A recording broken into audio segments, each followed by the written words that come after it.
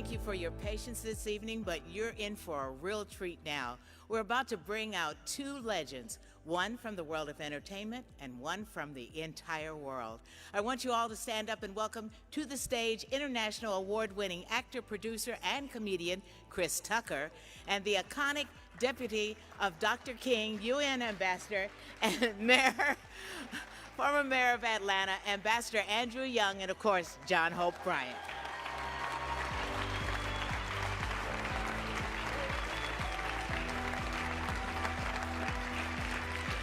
Come on now, give him some love. You push over. Give him some love now. I'm not paying him, see, I give him some love. I'm not giving him no money. I'm glad you told me to sit here, Ambassador Young, because I got on white socks. I don't want nobody to see my socks. At least you got on Stop, socks. man, I don't want them to see it. But let me just say, this is wonderful. But Chris, No. This is wonderful. No, hold on. We got to start with, when they talked about G's Bend, you know that's where the march from Selma to Montgomery started. Is it? G's Bend, Alabama, the same women that have been making quilts in slavery. See, it was their families that showed up like us. They showed up in Selma on the wrong day. And that's why Dr. King wasn't there. Dr. King was back in his church on that Bloody Sunday because we had scheduled it for the next Sunday. But it got confused, and we went on and did it anyway. And so I just want to thank you for connecting all that is going on today with these women who've been making quilts for at least 100 years. And you really, you know, that's why I've been trying to tell him, get him to see, he ain't this smart. He ain't this smart. You know, but the Lord can make a way out of no way. Nowhere. And He used to be Jamie Foxx stand-in. Well, I'm so proud of you now. And you used to come in after Chris Rock. Now, I will tell you, we were in Davos, a conference, like the biggest conference in the world, in the snow, arguing, fussing. He was calling me Chris Rock, and I was calling him Jamie Foxx. We almost got the blows. I said, I don't care where we at, man. Don't call me no Chris Rock no more. This is my buddy, though. Then I went to go get on Delta, and he got on his private jet, and that was the end of the conversation. That wasn't my jet. See, then I'm gonna teach you financial smartness. Get a friend with a jet, a friend with a yacht, a friend with an extra, what you call it, extra part of his house you can stay in. You ain't gotta get no house. Not this day and time. You're gonna learn something today. A guest house. But here's the thing, I've learned a whole lot. Now, I need to find that lady that had them zip-up pants for folks. Look, I'm just glad they worked. I was really concerned. I don't know, but I came close because I was sitting here I've been sitting here since about 7 o'clock and listening to all of this, and I was drinking water. And then all of a sudden it hit me. And I got on my scooter and I ran around. I just barely made it. But if I'd had them 2 zippers going down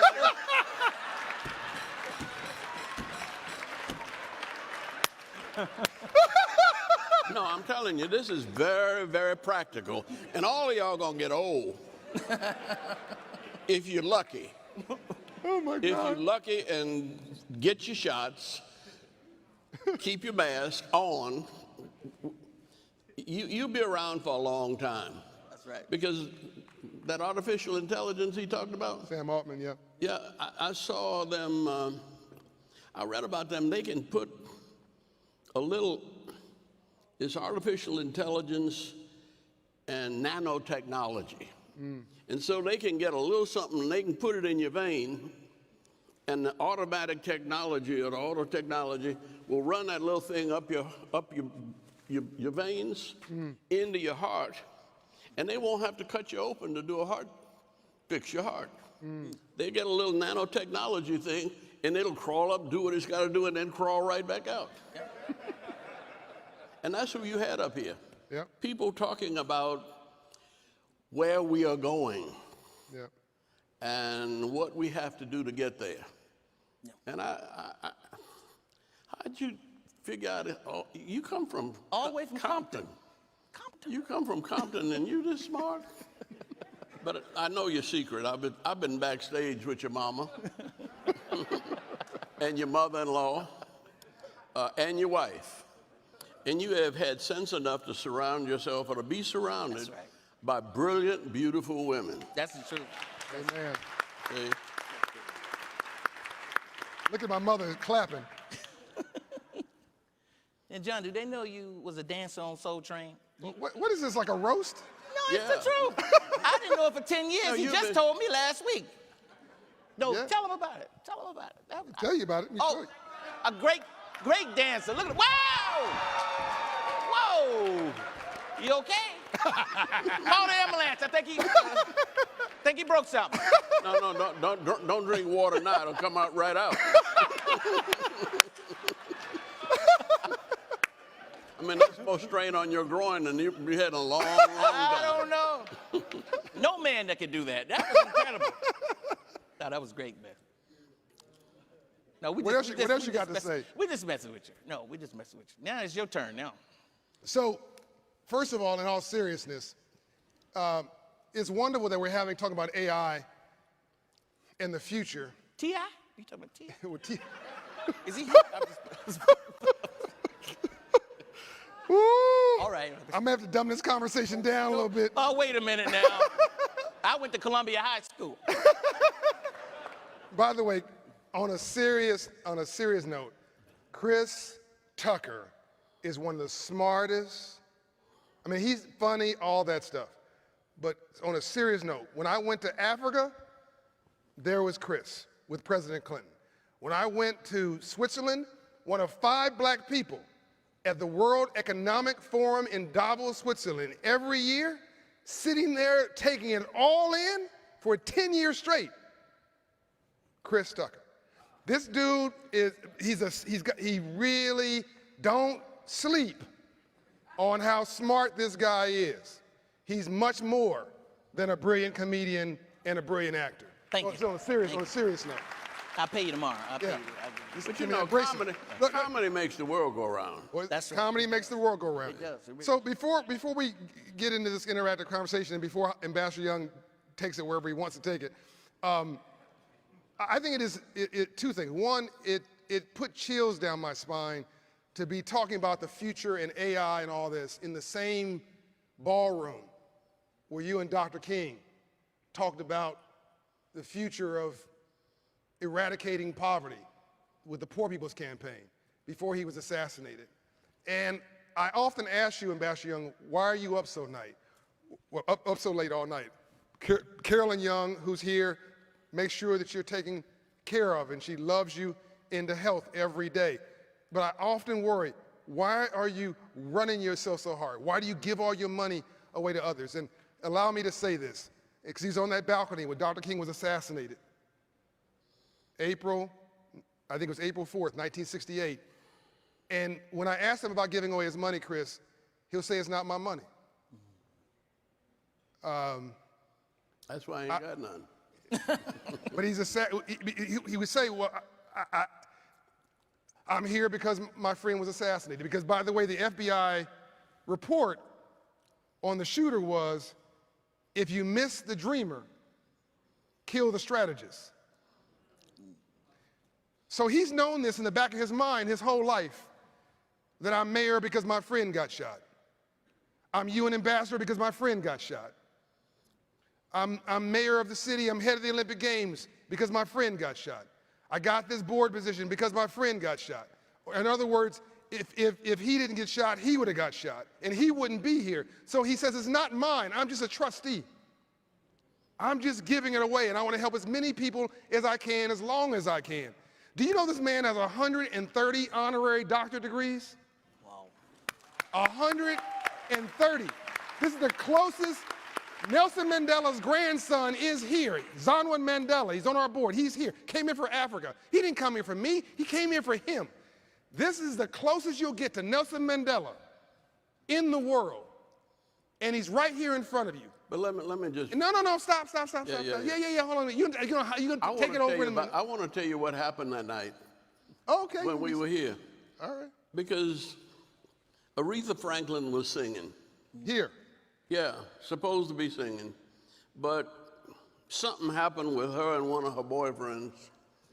And she was saying she was not going to sing. And who arose but Martin Luther King, the comedian. Wow. And they came together. Dr. King, you got to come up and talk to Reed. She's talking about, and he went up to the room and said, Reed, baby, now you can't be thinking about jumping down this hotel and messing up these white folks' lobby. They just let us in here. He said, come on now. We've been fighting all along to get in here, and you gonna cry your way. Come on, get it together. And she was really depressed. But that brought her out of it. And what she did was she picked up an ashtray and threw it at him, and fortunately he ducked. But that broke her depression. Yeah. And he said, you better come on down here and sing, baby. Everybody's here to see you. And she sang from about 8 o'clock to about 11 o'clock. Wow. And guess who was waiting to be the main speaker? Sidney Poitier. Wow. And so Sidney Poitier gets up at 11 o'clock, and he said, I don't care how long you all made me wait, I was not leaving here. He said, because the last time I was here, I was in the bus station. I was a barefoot boy that had picked strawberries and tomatoes and everything from Miami all the way up the road to Atlanta. And we were supposed to get paid and then get the bus to go back to Miami and then come back up and pick peaches the next time. He said, and I sat there and I said, but I want to go to New York because I'm going to be an actor. And he said, I couldn't talk. I had a speech impediment. I didn't have any decent clothes. I had the clothes I've been picking beans with all the way up. He said, and I sat there and I went to sleep. And he said, I woke up when somebody said, bus for New York. He said, and without thinking, I jumped up and got on that bus. And he said, somebody told him that they needed a janitor at Actor Studio. And he went there as the janitor, and he met Marlon Brando and Harry Belafonte and all of that group of actors that we all came to know, and he was the janitor. But he said they took an interest in him. And at first they just let him do walk-on parts and things, but he said that he would sit in front of the television set and try to speak like the announcer, because he had to get rid of his speech impediment because he was determined to be an actor. Sidney Poitier. Sidney Poitier. Wow. Started here as a raggedy boy from Cat Island in the Bahamas. So you all in a place of destiny.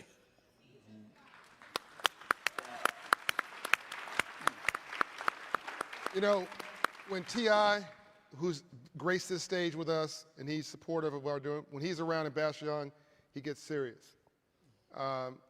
You don't. But no. Well, I'm going to tell you why, because Ambassador Young is funnier than me. He's just a comedian, just like Yeah, that's actually true. I mean, he keeps me laughing. He actually told me that we're coming out here, we're gonna rag on you. And I said, good, I've been wanting to say this stuff in public the whole time. So he gave me free range. You know, I wouldn't have said that. I'm too scared. Yeah, you ain't scared of nothing. That's one thing I love you. But this is one of my good friends, one of my buddies, one of the smartest guys I know. He's talking about me. And that's one thing I do. I don't know much, but I know to hang around smart people. And John Bryan is a smart brother, good brother. do anything for you. Every time you talk to him, can I do anything for you, brother? That's the first thing he say. Can I do something for you? And just a good-hearted guy, and I see why you're so successful. You can get me some stock in that lady that got them long drawers. That's right, John. Let's come out of this thing with some money. Help a brother out. And I ain't playing the dozens with you, but I was sitting with your mama, and she was sitting. Because she's almost as old as me. How old is your mama? Huh? How old is 86? your mama? Huh? 87. Well, see, I'm 89, so she had to look up to me. But together, we all of y'all are going to soon know what it's like to wet your pants. So you better get with your sister and invest in it, because that's one thing. Peeing on yourself is universal. Oh my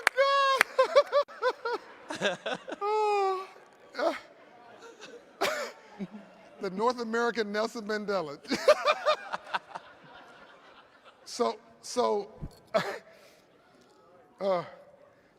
When I'm trying to return this to some level of seriousness.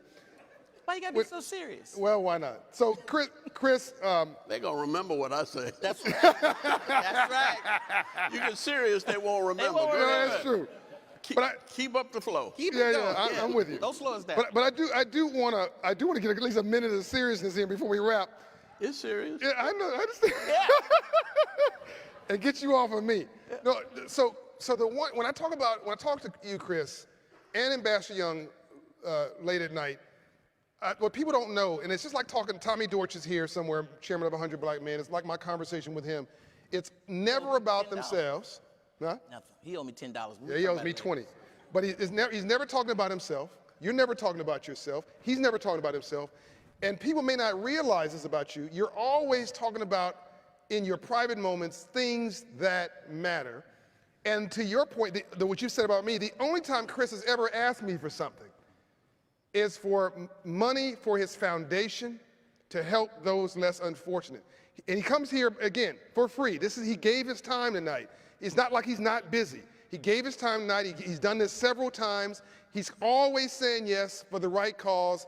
And again, digging in his pocket and asking his friends to support his foundation for a golf tournament, which you use for your foundation. Why do you care so much, Chris? What's this in your bones? We understand Ambassador Young's story. Yeah. What is it that causes you to care so much, and why are you so serious about business as a mechanism for social Well, I'll justice? tell you, today life is a mystery, man. Today I was looking at pictures. I took a lot of great trips to Africa early in my career, and one of them was with Colin Powell, and a lot of them was with Ambassador Young. I was looking at these pictures today. I've been to Tanzania. Ambassador Young took me to Nigeria, Lagos, Abuja, Ethiopia. He's taken me all over the world, and I've been blessed to take these great trips. And one of them was with Colin Powell, because I was looking for those pictures, and I found all these other pictures. And I said, oh man, I got to remind Ambassador Young, tell him, how much I appreciate it. All these great opportunities that God blessed me with great men like Ambassador Young. Just say, come on, tag along with me. And I learned a lot. It broadened my perspective, because my whole thing was just be the biggest comedian in the world, biggest actor in the world, get $20 million, and you good. But I did that at an early age, and I was like, is this it? This is kind of boring. And I started taking these trips, and I started seeing how blessed we were in America, and I started seeing how less fortunate some other people were in other countries with their water supply being ruined because an animal died in Ethiopia or Tanzania. And I was like, man, there's more to the world than just acting or being whatever. So it really shook me, man. It just brought I knew it was other things more important than making a lot of money. So my mom said, you do all these trips, you've done all these trips, why don't you start a foundation and do what you want to do too to help people? So I started a Chris Tucker Foundation because my mom said, start a foundation, because she saw what my heart was, traveling all over the world, Africa and all these different places, 14 different countries in Africa. And man, best thing I ever done in my life was begging rich people for money, because the reward, when you see the things yesterday I gave $10,000 to a lady who has houses for sex trafficking, girls has been sex trafficked, and I gave $10,000 so they can build another house, because all year I've been asking my friends, raising money, and it feels so good to be able to do that. and to help people. And then I'll see something on the news. I flew a woman from Jamaica who was in a bad car accident. Her husband or boyfriend died. She didn't know it, but her kids, and I was on the road on tour. Her kids, it was all on the news in Rochester, New York somewhere. And I said, called my sister and told her, find out this news channel, call them. I want to fly her home. We got a plane because God blessed me to be able to raise money from friends and from Coca-Cola gives money. Everybody, Delta gives money. And I was able to get her home, you know, on a private jet back to her family because I got a foundation. I recommend everybody starts a foundation. It's the greatest feeling in the world to be able to help somebody and just don't even think about it. And then everybody who gives, I tell my friends, you blessed. You blessed because you gave yesterday too. I did? You know, yeah, that was part of your money that you gave me for the foundation. And that's what I tell my friends, and I love saying that, man, God's gonna bless you. He's like, what, why? Man, I just gave $10,000 over here and gave $10,000 or $20,000 or whatever. But I learned a lot of that from Ambassador Young, my other daddy, because he's done so much, you know, in the world. And yeah, but you got to be honest. Your mom was a preacher. yes, that's true. That's true. Your My mom mother's was a missionary, Mary a- Tucker. That's right. And, Church of God in Christ. And she raised you on your knees. That's right. Praying. That's right. And if you didn't get on your knees, she went across your behind. That's right. That's right. That's right. And so Ambassador's you right. pray still, don't you? Oh, yeah, I pray every day. I All pray right. an hour All a right. day when All I'm right. not rushing out of the house. I got a prayer closet built in my mama's house. I get on my knees before I do anything because I don't want to make no mistakes. I said, God, I'm going to pray to you first and you'll guide me. And that's how I found all these great pictures. That all these trips I've took over the years, you haven't seen me a lot in the movies, but I've done some great things. I'm like the black James Bond. Y'all don't even know it. But like we talk about Davos, but being able to, they can, you know, I can never forget, they can never take these trips I've had with Ambassador Young. I always have that in my heart, in my memories with such a great man. It's just God has just blessed me. But we got more movies coming, more stuff coming. I'm gonna take it over again. Don't worry, it's coming. It's coming. You don't lose it. You just, you know, you just keep. I was talking to Chris one day, and I said, you have a great home. And he said, I'm homeless, actually. I said, well, what do you mean you have this beautiful mansion that's dang near half a block? What do you mean you're homeless? He said, no, I'm homeless. I live with my mama. That's I my said, mama's house. Yeah. What are you talking about? You live with your mama? You're a multi-millionaire, global, entertainer, global movie star, global, even smart. I have to admit it. You're even smart. And what do you mean you're homeless? Because I bought my mama that house, and I stay in it. That's how beautiful this guy's spirit is. Thank you. Is that's his, even though he built it and it was his money and his riches, he basically said, I would be nothing if not for my mother. So that's her house. And she lets me stay there. And every Sunday, where's he at? At church with his mother, if he's not on the road. These are the stories you don't hear about people, about who they really are. Well, but if it's not your mama, it's your grandmama. Yeah. And if it's not your grandmama, it's your wife. Yeah. And if it's not your wife, it's your sister. But women make the world go round. That's true. That's true. So Carolyn Young, Carolyn is a great backbone for Ambassador Young. Give it up for Mrs. Young. Yes. Mrs. Young. And she's also really, really, really funny. You think Ambassador Young's funny. She's really funny. And I can't tell her jokes in public.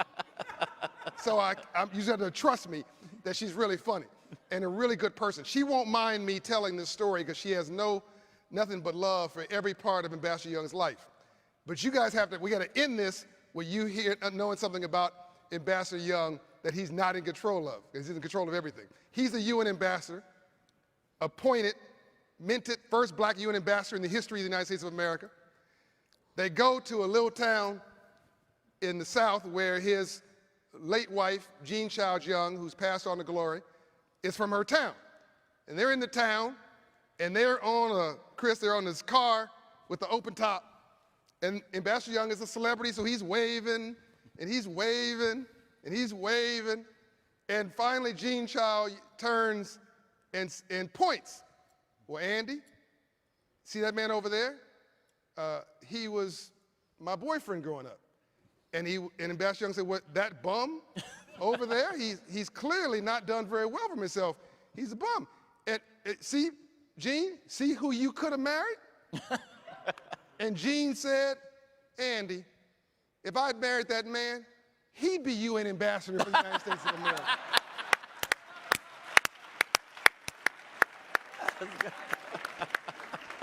That ain't funny.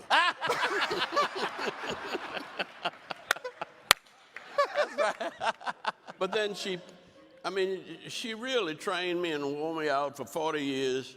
And then she found Carolyn and turned me over to Carolyn. And she's been beating up on me for the last 25 years. And her mama came to live with us, and she was there. And now we got a crazy old dog that wants to put me out of my bed. But that's all right. That's all right. I'm going to make it. Love is work. I never seen the righteous forsaken, nor his seed begging bread. That's right. Have you guys enjoyed today? First time, we're out of time. We've exceeded the clock. This is the first time all of us been out in 2 years. So we having a bit of a love party here. Well, I'm going to keep a promise that pastors know well. Be good, be quick, and then be gone. So we're about to let you go because you never want to be the old guy in the club. We're going to let you go home. And I'm going to let Ambassador Young close us out as only he knows how. And Chris, why don't you say your final words, and we'll turn it over to him. But I hope you guys have enjoyed this return, this beginning of the return to some normalcy in our lives. Over the rounder to it, we're going to get through it. Not even, as my wife would call it, an invisible monster like COVID is going to keep us down. We are going to rise again and meet the moment. Yep. Chris? I just thank you guys for having this here, John. Thank you for having this conference here. It's so important. Like I told you, I go to a lot of them. I go to Mike Milken's conference. Went to Clinton's conference in Davos. That's where you learn the best stuff. You meet the great people. So you guys take advantage of this. And thank you, man. God bless you. You're in hands, in good hands, good hands. Love you, man. But before we close, let's give thanks to General Colin Powell. Yeah. Yes.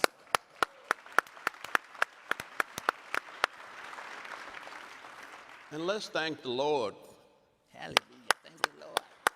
for raising him up in the Bronx from Jamaican parents and helping him to get through City College in New York. And he came down here as a lieutenant in Fort Benning, Georgia. But then he spent 2 terms in Vietnam. Not as a general, but he won the Purple Heart twice. And that's because he got wounded. And so one of the reasons why his body was not able to struggle with this virus is the sacrifice of his body for most of his 84 years in the service of this nation. And he was a warrior that made war to create peace. And he did it. And he continued doing it. And he's one of 3 people that I have admired all my life, practically. And first was Ralph Bunche, who we don't know much about, but Ralph Bunche gave us the United Nations. It came out of his brain. And he was a boy so poor when he got to Los Angeles that he couldn't ride. He wouldn't waste a nickel on the streetcar. He ran down with his grandmama to get into school, a public school in Los Angeles, and became the Deputy Secretary General of the United Nations, and really wrote most of the stuff that helps keep the world together today. And of course, you know Martin Luther King. And I was sitting there with him on the veranda, and the shot rang out, and it was obvious that he didn't even hear it. It cut through the tip of his chin and severed his spinal cord. So his body probably felt no pain. But my reaction was, damn, you can't go to heaven and leave us in hell. You can't do that. And I realize now, 58 years later, that he really didn't. He's still with us. And we are here where he was 50, 60 years ago. And we're carrying on that work, and it's no accident that G's Ben and Etsy are still with us, still feeding the hungry, clothing the naked, healing the sick, and setting at liberty those who are oppressed. And God has blessed us with the ability to keep on keeping on. So take your blessings and go home and get down on your knees and thank God for them. And then wake up in the morning and keep on spreading them all over this planet. Yes, sir. Ladies and gentlemen. And go Braves, go Braves. Braves won tonight. 3-0, baby. On behalf of Ambassador Young and Carolyn Young and myself and Shatra Dalton Bryant and even Chris Tucker, have a good evening. The night We is love over. you. Thank you.